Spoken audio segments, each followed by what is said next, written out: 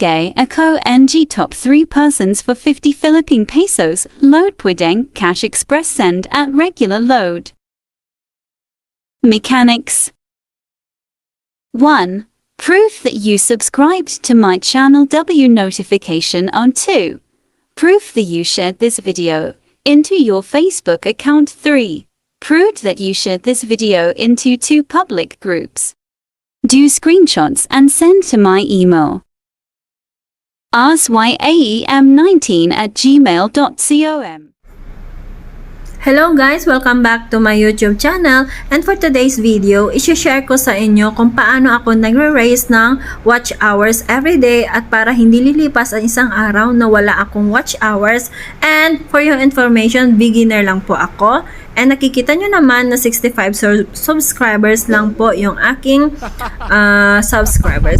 Kasi recently nakikipag-VLS ako or nakikipag-sub to sub, pero nalalagas po talaga siya. But hindi ko naman sinasabi na in the journey of your vlogging is ito na lang po yung gagawin nyo, which is advisable pa rin naman na kailangan natin ng organic people or organic na account para na magsasubscribe or magwa-watch ng ating YouTube. So, pero since beginner ako at hindi pa naman ganun kaano at hindi pa ako monetize, ito lang po yung na-observe ko in this week.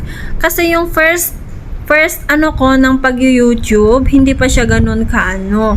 So makikita natin dito sa aking history na yung channel ko was created only by last month.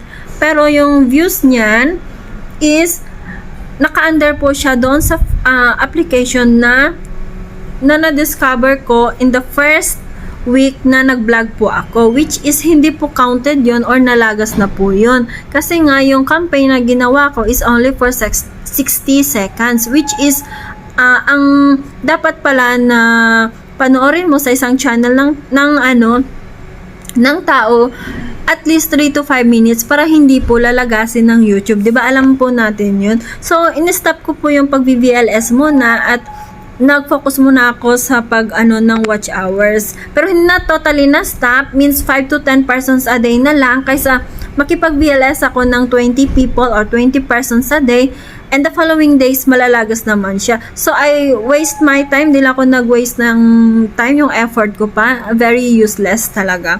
Kasi recently naglagas nga naman talaga yung aking mga subscribers, 10 plus every day. So eto na muna, yun na lang yung technique, 5 to 10 persons lang kahit everyday as a beginner, dahil beginner ka pa, at syempre yung lawak ng ng mga content mo ay hindi pa ganun kalawak, hindi pa siya ganun kabilis mag-spread kasi hindi naman tayo artista, hello, or kasi yung mga alas na nagubad ka dyan, okay, it's fine, then siguro magbabiral ka kaagad, okay?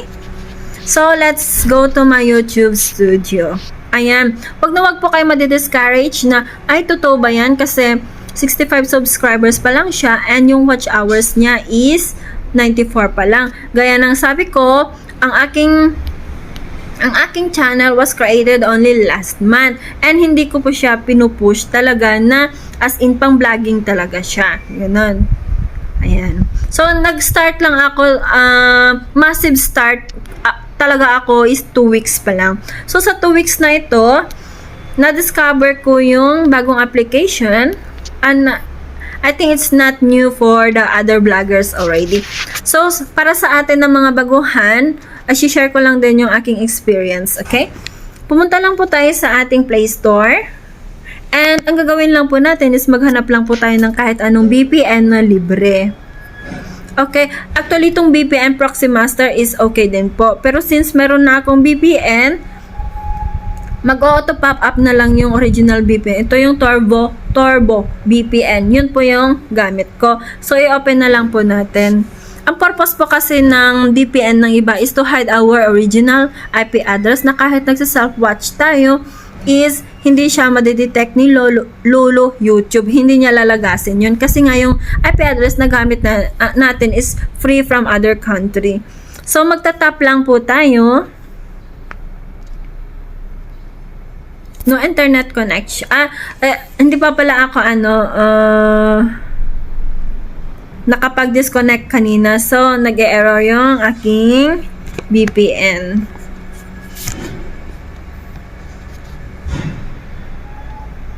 So, let's try again to connect. Connected.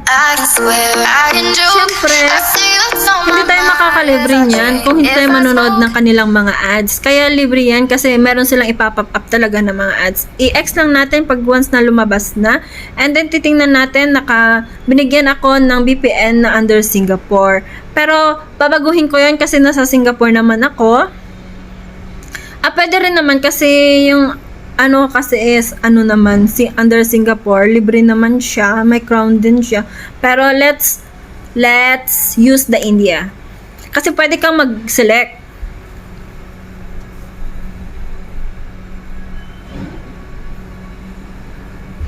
So once connected na tayo, minsan nag-a-ask sila ng speed up. So don't waste it. Mag-i-speed up tayo. Dad, where's my gift? Make gifting simple Pizza Hut delivery! with Pizza Hut's new Christmas Cheesy Bites. Let it twist, let it dip, let it pop. Your Pag slice of natapos simple, ito, 50% bibigyan ka off. pa ng free na ilang oras para magamit mo yung kanilang VPN. So, ayan, binigyan tayo ng 2 hours free connection. So, napakahabang binigay ng free virtual private network, di ba? Na under sa India. Yun na po yung IP address na magagamit natin from now on since connected na tayo. Pag once connected yan, makikita mo sa baba na may red na nakalagay na disconnect. So, after mo po ma-set up yung yung VPN mo, pumunta lamang tayo sa ating original na profile sa YouTube. So, click yung profile. Under profile, makikita mo yung turn on incognito. After mo ma-turn on yung incognito mo, pumunta tayo sa search at dito ma-cleared na yung search history natin. 'Di ba? Wala na siya. So, ang gagawin natin is i-search lang natin yung ating sariling channel.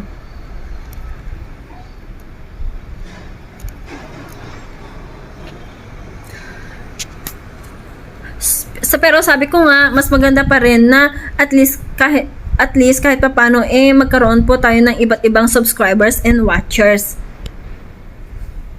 So, yan. So, meron ako 65 subscribers. And then, ang maganda dyan is, bago ka muna mag-set up ng private network mo at mag-set up ng iyong YouTube, gumawa ka muna, bago mo i-turn on yung incognito, gumawa ka muna ng mga playlist para inconvenient na yun sa'yo na mag-play ng mga videos mo tuloy-tuloy. So, gumawa na ako ng playlist.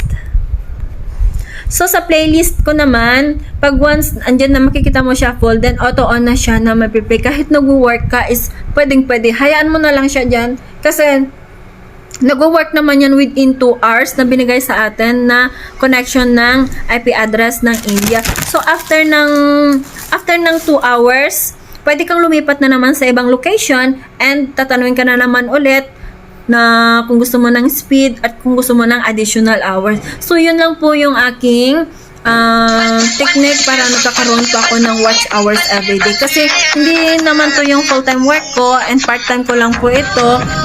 Pag hindi ako busy, then nakikipag-BLS ako, nakikipag-ano po talaga ako kasi nga, gaining of subscribers din yun. Pero kapag wala naman, as in walang-wala, ito na lang po yung ginagawa ko, nagsa-self-watch lang po muna. So, advisable yun sa lahat ng mga beginners sa YouTube. And please don't forget to like also and subscribe. Then, babalikan ko po kayo yung lahat ng mga bagong subscribers ng aking YouTube. Papanoorin ko rin po, babalikan ko yung inyong profile. Then, papanoorin ko, don't worry. And a while ago, makikita nyo na subscribers nyo na rin ako. asym19@gmail.com